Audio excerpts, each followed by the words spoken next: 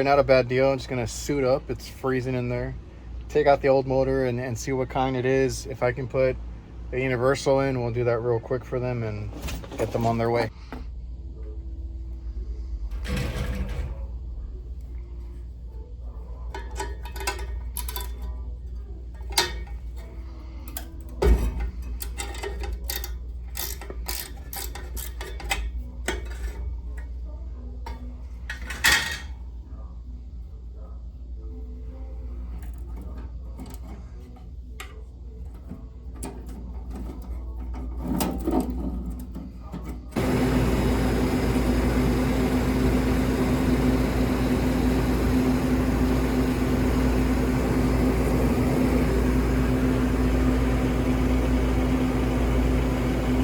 So I removed all the wiring because this motor works, this one doesn't. Not getting voltage. The most I ever got was 30 after messing with it.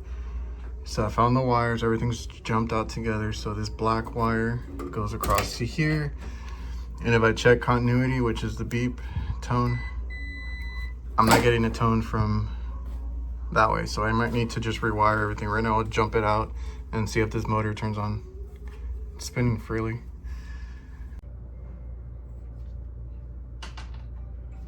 All right, the orange wire first. We got continuity. The black wire next. Nothing.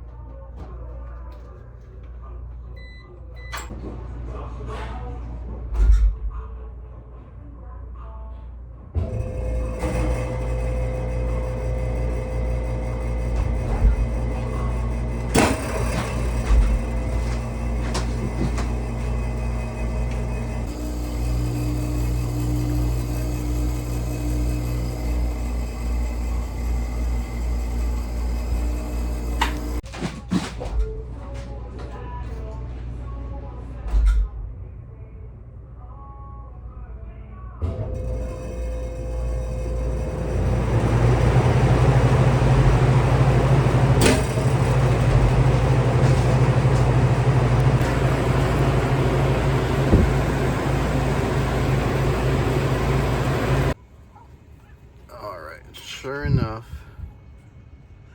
that wire's gone.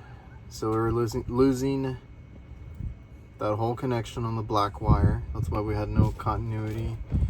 And then this one was about to do the same exact thing. So it's rubbing out right there. I'm surprised they didn't call for a fireworks show. They just you know, said it wasn't working. So that's a classic rub out. So make sure you always test your incoming power to these motors in different parts.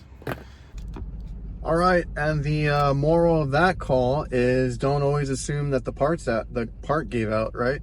So we didn't have one fan that turned on. They were complaining one fan was off. So we went in there and checked it. I always check for voltage to every component. So if it's a motor, you know, whatever it is, if you got 120, 208, make sure you have supply voltage or that motor's not going to work, right? So I just thought it was weird that, you know, I couldn't get a voltage. And then I got like I moved the wiring a little bit when I disconnected all the wire nuts and everything, and got only like 30 volts at the most. And I was like, all right, something's going on. We took them out, broken wires. Whenever you guys, and I kind of had to rush through it, but whenever you guys have wiring that lays on stuff, any metal, even any plastic, you know, anything, because this is an older unit, it's been modified a lot. I can tell that it's, you know, those are not the original motors, brackets. It's been modified to just keep going, right? So like they're gonna put in different components, motors, brackets. It's been through a lot. So there's a lot of vibration in there.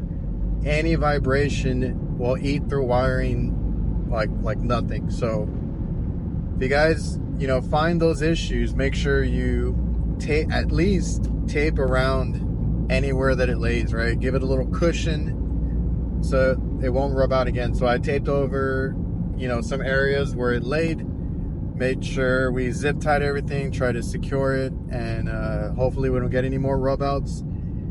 And I tried to crimp as much as I could. I did have to use a wire nut on one end, but crimped as much as I could, and then use either heat shrink or just really good electrical tape over and over and over, wrap it around, make sure you kind of seal it up so that moisture doesn't get into it, because those things rust and then wires break like that too, or like the connections kind of break. So just, you know, start with your basics. We had airflow issue on the AC, and then we had a no voltage on the walk-in freezer. So both of them broke.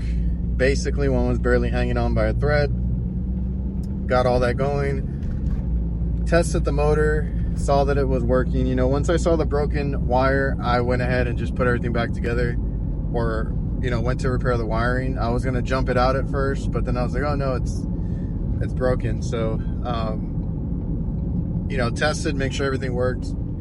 And the only other thing is if it had capacitors, you know, check your capacitors, check if you're on a rooftop, check, make sure your contacts, like your contactor is giving the voltage all the way through, your control, which is a thermostat, a temp control, whatever it is, make sure all that's going through. Everything is switches, so just make sure you have power going all the way through. In this case, it was just the wiring, the harness. So like I said, it's been worked on a lot. That's just, you know, the way it is. I don't have to sell anything. Yes, I just went for a wiring repair, but you know, that's a couple hours there. I billed for the time to get there and all that. So our customers love that we don't come with a $1,000 ticket every time, right? So just gonna charge them a couple hours. I am gonna charge them for wiring and connectors. Make sure you charge for everything, because I think I've said this before, but like any little part that costs you $1, whatever it is, you know, count that up daily or weekly, however often you use it, turns into several $100 that you never charged for at the end of the year, right? So just keep that in mind. You're gonna lose money if you don't charge for everything. So we are good. I'm gonna go back and leak test that, or those AC units, maybe top them off, and we'll go from there. We'll see if we got to do any leak repairs. So I hope you guys enjoyed the video. Remember to like, comment, subscribe, all that good stuff. I hope you guys got something out of it, and yeah, see you guys.